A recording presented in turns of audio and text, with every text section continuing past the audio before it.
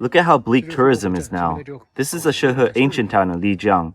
Right ahead is the entrance, and look, nobody, not a single person. There's even a self-serve hot pot for 38 yuan. Eat as much as you want. It's already past 9 p.m.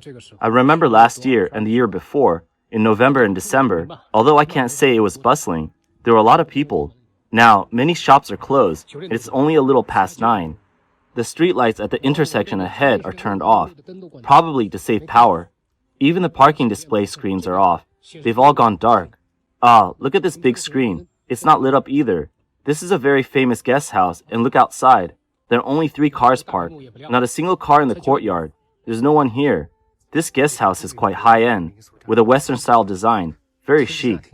But there's no one. Where is everyone? Look at the occupancy rate. Look at all the lights. They're all off. It must have cost a lot of money to invest in this, and it's all gone to waste. You might be surprised to learn that this video was filmed in Shuhe Ancient Town, a place renowned for its title as one of China's charming towns. Lijiang in Yunnan province has long been a popular tourist destination and was one of the first cities in the region to develop its tourism sector. For many travelers, Lijiang is a top choice for their first trip. Who could have imagined that a place once so bustling would now show such a desolate scene? Lijiang's old town consists of 3 main ancient towns, Baisha, Dayang, and Shuhe. Shuhe Ancient Town, located about 4 kilometers north of Lijiang Old Town, was developed later than the others. However, it is an important town along the ancient T-Horse Road and is well preserved. It was even listed by China Central Television (CCTV) as one of China's charming towns.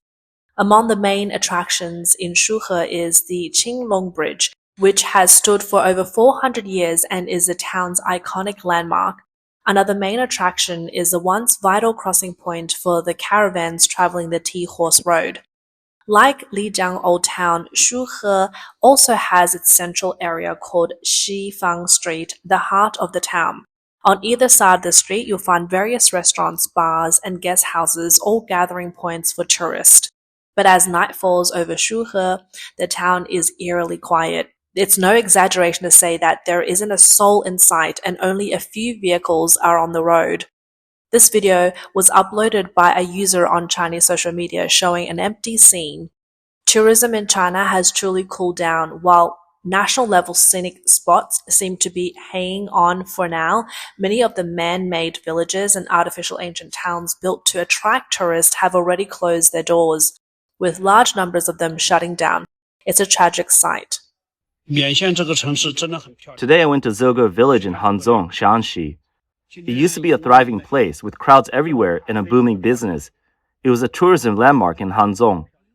Now it's desolate. The hustle and bustle are gone, the shops are empty, and the economy is in trouble. They've invested billions in this place, and now they're shutting it down.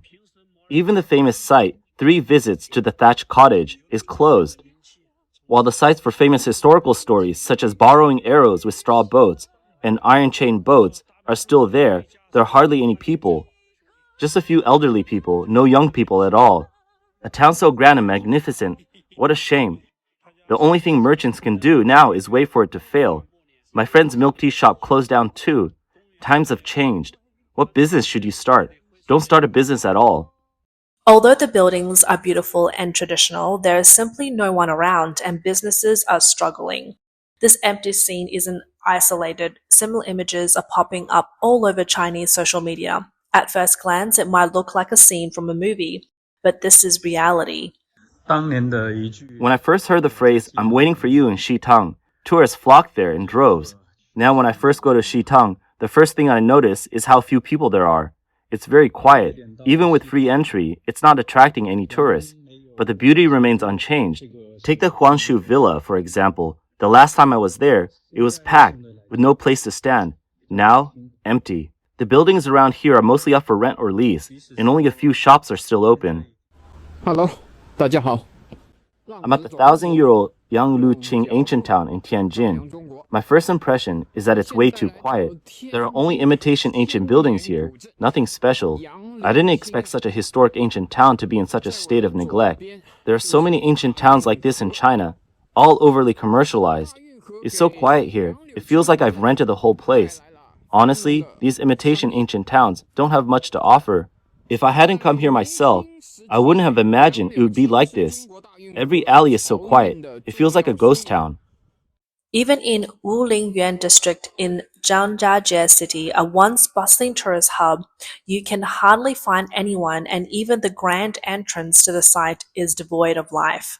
In recent years, to boost the tourism economy, several provinces and cities have built numerous imitations ancient towns, also known as artificial ancient towns, near popular scenic spots. According to the paper, a Chinese digital newspaper, China's ancient towns tourism can be categorized into two types: historical heritage towns like Pingyao and Fenghuang, and theme park-style ancient towns such as the second phase of Wuzhen and Gubei Water Town, which simulate the atmosphere of ancient towns. The former is rich in history and culture, which is why it attracts so many visitors. The latter, however, is just a shell, and while they saw some visitors before the pandemic, these artificial ancient towns become the first casualties of China's post-pandemic tourism collapse. When it comes to Guizhou, many immediately think of its fake ancient towns, and some of these, even with free admission, remain largely deserted. Located in Bijie city of Qianxi County, Shuxi Ancient City covers 38.5 acres and is a 4A rated scenic area with an investment of 3.2 billion yuan. The development has been carried out in 5 phases starting in 2012. Shuixi Ancient City isn't entirely fictional. The area was once known as Shuixi County, and a version of the ancient town existed here over 630 years ago. Today, the core theme of Shuixi's ancient city is reviving the history of Shuixi and continuing its legendary story. This aims to promote the town's rich culture heritage and showcases diverse ethnic customs while leveraging the area's natural landscape and history. Visitors to the town can still sense an old-world charm with towering city walls, classical pavilions, and flying eaves that echo the grandeur of ancient architecture. One of the most striking features of the town is the ancient city tower, which stands tall and majestic as the town's landmark. From the tower, visitors can enjoy a panoramic view of the entire ancient town. Various culture sites, including the Tu-Si Palace Museum of Famous Figures, Medicine Hall, Bim Mo Hall, Calligraphy and Painting Academy, and a folk exhibition hall allow visitors to immerse themselves in the rich Shuixi culture. However, it's unfortunate that today, Shuixi Ancient City stands largely empty. The city gates are worn and chipped, many shops remain closed, and the once vibrant scene has vanished. Although the town has been meticulously constructed, it now feels like a ghost town, with only a few occasional visitors or locals strolling about, turning it into what could be called an empty city. What was once a promising project has become a tragic unfinished dream, and many express regret over the situation. According to the statistics published by the China Academy of Cultural Heritage, there are currently more than 2,800 ancient towns under development or already developed in China, the highest number in the world. However, most of these towns look alike, lacking distinctiveness, almost as if they were built solely to make money with no unique features.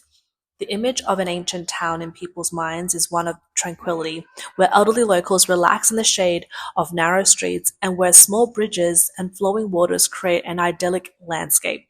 But once the concept of ancient towns became a commercial commodity, the authentic charm of these places has largely disappeared. Many people visit ancient towns to escape the noise, but the once peaceful atmosphere has been replaced by the deafening calls of street vendors and the blaring music from nightclubs. Today, as you walk through the entrance of most ancient town scenic areas, you'll find the streets filled with vendors selling everything from costumes for photo ops to local snacks and more. If you catch the eye of any of these vendors, they quickly shift into aggressive sales mode, trying to pull you into their stores. This kind of cookie-cutter development has led to an increase in the numbers of ancient towns going out of business. For example, the 350 million yuan invested Bailu Yuan Folk Culture Village in Sanxi and the historic town of Dangkou in Jiangsu, where 70% of the businesses have closed, have both become empty towns. Changde Taohuayuan ancient town covering about 1,600 acres and with an investment exceeding 5 billion yuan now presents a bleak scene, with most of the shops shut down and the streets empty.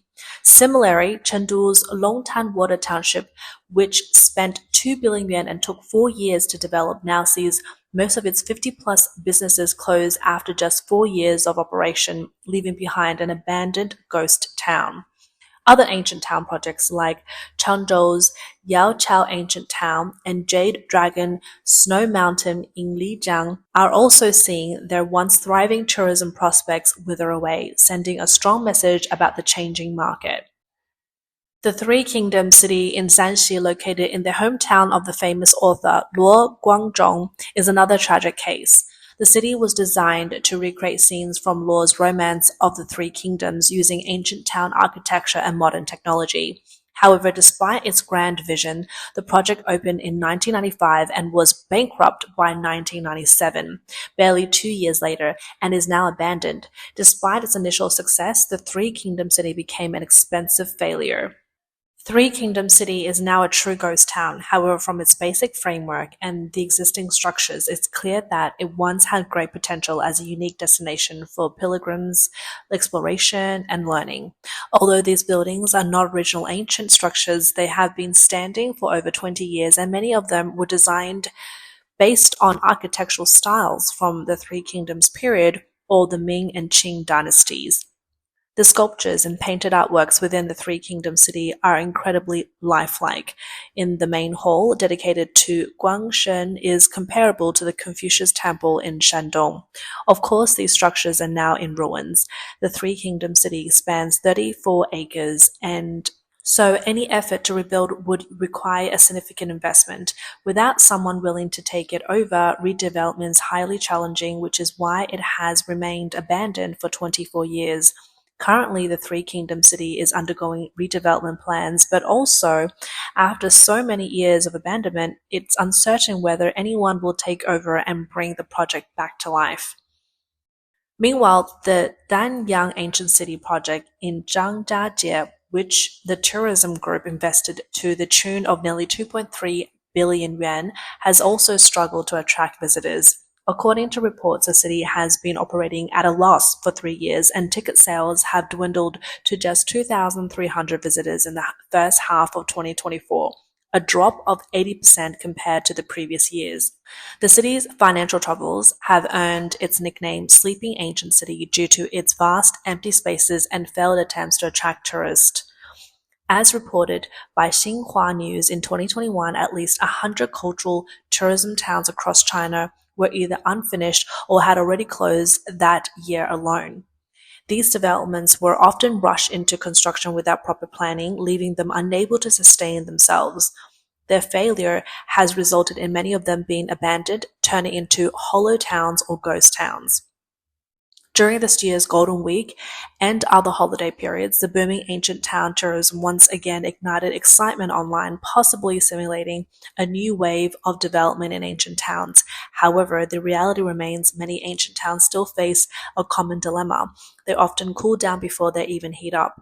A commentary on the official WeChat account of ICE Reviews, a Chinese think tank, warns pessimistically that ignoring the natural laws of the cultural and tourism market, rushing into large-scale development and creating fake ancient towns by copying and pasting will eventually lead to the decline or even collapse. Professor Sun Guoxiang from the Department of International Affairs and Business at Taiwan's Nanhua University told Radio Free Asia that China's imitation of ancient towns suffers from severe homogenization and lack of competitive advantages. Many businesses have set up shop face high rent pressures and a sparse flow of customers. This has led some to resist paying rent and others have withdrawn entirely, weakening the vibrancy of these towns. Most businesses are selling repetitive, low-value products and services, such as souvenirs and snacks, with little innovation to meet the diverse demands of consumers. Externally, Shun highlighted the impact of the post-pandemic tourism downturn with fewer visitors and changing consumption habits. Imitation ancient towns simply cannot compete with natural landscapes, which remain far more attractive. Moreover, the Chinese government and investors have overemphasized the physical aspect of these projects, focusing on architecture and scale rather than content and the quality of the experience. This has led to concentrated investments in the infrastructure while neglecting the improvement of structural, cultural, and services aspects. He said, the failure of Danyang ancient city is a microcosm of the challenges faced by many imitation ancient town projects in China. The root cause lies in the lack of core appeal and cultural depth, as well as missteps in business operations and market strategies. In the future, these projects will likely need to place more emphasis on cultural substance and innovative experiences. They must deeply integrate local characteristics and market needs to address the challenges facing imitation ancient towns across China. The Secretary General of Taiwan Strategy and Planning Association, Wu Jianzhong, pointed out that following the pandemic, China's tourism market has shifted to focus primarily on domestic demand. Many scenic spots have rushed to develop ancient towns' economies without offering any distinctiveness, which makes them seem world apart from Europe's centuries-old cities. He said China is pursuing speed, scale, and novelty, but there's no cultural foundation. When you visit artificial towns like Gubei Water Town, Haitan Ancient City, Fenghuang Ancient Town, or Dai Ancient City, you're just flying to a new location. You don't see the historical or cultural depth, and there's no soul behind these places. Wu further noted that due to China's economic slowdown, many tourists, especially university students, have shifted towards special forces tourism and budget travel. Special forces tourism focuses on quick visits to multiple spots in one day, usually just taking photos at the entrance of scenic areas before moving to the next. As a result, tourists don't stay overnight or dine locally, not contribute to the region's economy. Budget travelers with limited funds only view the scenery and leave, further diminishing the local tourism revenue. Some scenic spots have begun to charge multiple fees for the same services, adding layers of hidden costs which only discourages ordinary people from becoming cash cows for their businesses. International tourism has also sharply declined, and ancient town scenic spots are struggling to repay loans, putting banks at risk and bad debts and potential closures. While ghost cities have emerged in the real estate sector, ancient towns could also face a similar fate. Wu shared his own experience in Pingtan and Wuzhen, where he went to see historical sites but found that the real ancient relics had been demolished. What's left are artificial towns, with residents admitting that the original structures were torn down to make way for real estate speculation. He lamented, during the Cultural Revolution, China destroyed much of its ancient culture. They never truly understood what ancient culture means. They only grasped the surface without delving into the soul. Wu predicted that other ancient towns might experience a domino effect, as tour guides face unemployment and are forced to pressure tourists into spending. It will likely lead to a further decline in visitor numbers, creating a vicious cycle.